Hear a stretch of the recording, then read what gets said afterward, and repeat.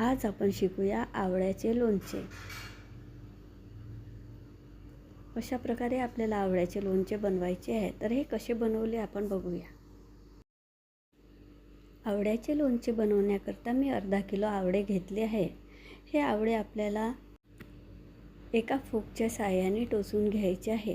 त्यानंतर रात्रभर तुरटीच्या पाण्यात ठेवायचे आहे, त्यामुळे आवळ्यातील कडसटपणा निघून जातो। प्रत्येक आवळ्याचे पदार्थ बनवताना मी याला रात्रभर तुरटीच्या पाण्यात ठेवत असते, त्यामुळे आवळ्यातील जो कडसटपणा तुरकटपणा आहे तो निघून जात असतो। आता हे आवळे दुसऱ्या दिवशी मी बाहेर काढून स्वच्छ पाण्याने धुवून परत कपड्याने पुसून घेतले आहे। आता यानंतर आपल्याला हे आवळे वाफवून घ्यायचे आहे।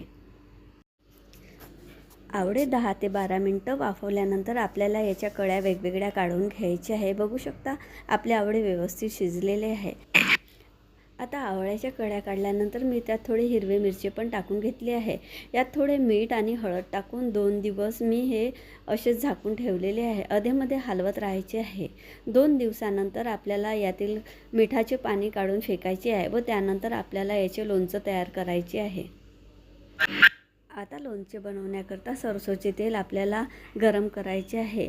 हे गरम करताना व्यवस्थित गरम झाले पाहिजे। धुवा निघतपर्यंत आपल्याला हे सरसोचे तेल गरम करायचे आहे। त्यानंतर गॅस बंद करायची आहे। आता याकरता आपल्याला 1 वाटी धने, 2 चम्मच सौंफ, 1 चम्मच ओवा, 5-6 लवंग, कलोंजी, काळे मिरे हे संपूर्ण साहित्य हलकेसे भाजून नंतर थंड झाल्यावर मिक्सरमध्ये बारीक करायचे आहे। त्यानंतर हे बारीक झालेले संपूर्ण साहित्य आपल्याला जे तेल आपण गरम केले ते कोमट असताना हे मसाले यामध्ये टाकून घ्यायचे आहे। यासोबतच आपल्याला हे बारीक केलेला मसाला, 2 चम्मच तिखट, कलोंजी, गोडा मसाला व हळद टाकून हे तेलामध्ये थोडे होऊ द्यायचे आहे। तेल थोडं कोमट असायला पाहिजे। आता हे संपूर्ण साहित्य आपल्याला व्यवस्थित फिरवून घ्यायचे आहे। त्यानंतर आपण यामध्ये आपल्याला थोडे अद्रक किसून व थोडे लसूण पण टाकायचे आहे, त्यामुळे आपल्याला चव छान येत असते। यामध्ये पिवळ्या सरसोची डाळ टाकून घ्यायची आहे। ही रेडीमेड मिळत असते। अशा प्रकारे आपले लोणच्याचे संपूर्ण साहित्य तयार झाले आहे। यामध्ये मीठ टाकून घ्यायचे आहे। त्यानंतर आपण जे 2 दिवस आवळे व मिरची ठेवले होते ते मिठाचे पाणी काढून यामध्ये मिक्स करून घ्यायचे आहे।